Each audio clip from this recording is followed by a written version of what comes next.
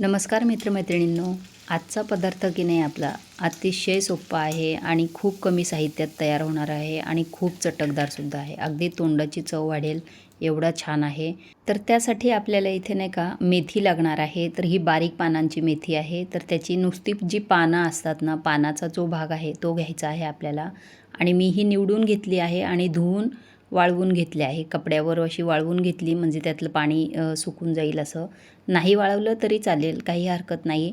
पण मी वाळवून घेतली आहे आणि मस्त अशी बारीक चिरून घ्यायची आहे आपल्याला ती. छान कोरडी केली ना की चिरायलासुद्धा छान वाटते आणि सोपी जाते चिरायला. आता ही आपण एका वेगळ्या याच्यामध्ये काढून ठेवूया ताटामध्ये.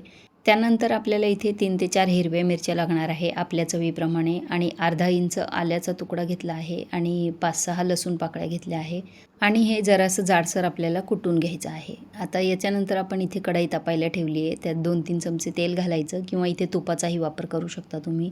आता जे कुटून घेतलेलं लसूण आणि हे आहे मिरची आहे ती आपण याच्यामध्ये घालायची आणि ती परतून घ्यायची आहे. 2 मिनटं परतून घ्यायची म्हणजे त्याचा कच्चेपणा निघून जातो. त्यानंतर 1 छोटा चमचा हळद घातली आहे आणि जी मेथी आपण चिरून ठेवली ना बारीक ती घालायची. तर ती 1 बाऊल झाली आहे तर तेवढी मी त्याच्यात घातली आहे. तर याच्यात मेथीचा खूप जास्त वापर नाही करायचा आपल्याला. अगदी 1 बाऊल असेल ना तरी चालेल आणि चवीपुरतं मीठ घालून थोडीशी मऊ होईपर्यंत आपल्याला ही शिजवून घ्यायची आहे. झाकायची वगैरे नाही, अशीच आपल्याला उघडी शिजवून घ्यायची. त्यानंतर आपण इथे छोटं मिक्सरचं भांडं घ्यायचं. त्यात मी पाऊण वाटी इथं दही घेतलं आहे. जरा आंबट दह्याचा वापर करायचा आहे इथे आपल्याला आणि एक 1.25 चमचा मी इथे नाही का बेसन पीठ घातलं आहे आणि थोडंसं पाणी घालून आपल्याला हे मिक्सरमध्ये फिरवून घ्यायचं आहे. आणि हे फिरवून घेतलेलं मिश्रण आपण शिजवलेल्या मेथीमध्ये घालायचं आणि कढी शिजण्यापुरतं आपल्याला त्याच्यात पाणी घालायचं आहे. तर पाणी थोडं जास्त घालायचं म्हणजे काय होतं, बेसन फुलून येतो ना मग ते नंतरहून घट्ट होते. तर त्यासाठी आधी थोडीशी पातळ ठेवायची आहे, ती शिजल्यावर थोडीशी घट्ट होणार आहे. आता इथं छान उकळी आली आहे आणि सारखी ढवळत राहायची म्हणजे कढी आपली फुटत नाही. तर कढीला उकळी आली की त्याच्यानंतर आपण त्याच्यामध्ये चवीपुरतं मीठ घालायचं आणि एक आपण तडका तयार करणार आहोत. तर त्यासाठी मी तुपाचा वापर करते आहे. तर 1 चमचा तूप घेतलं आहे. त्यानंतर 1 छोटा चमचा मोहरी, 1 छोटा चमचा जिरं घालायचं.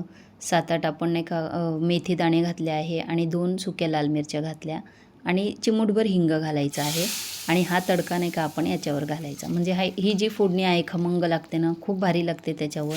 आता फोडणी देऊन झाली की त्याच्यानंतर आपण थोडंसं कोथिंबीरसुद्धा याच्यामध्ये घालायचं की आपली नाही का मेथी कढी तयार आहे. आणि ही मेथी कढी ना अतिशय सोपी आहे बनवायला. खूप कमी साहित्यामध्ये तयार होते आणि खायलासुद्धा एवढी चविष्ट आहे ना.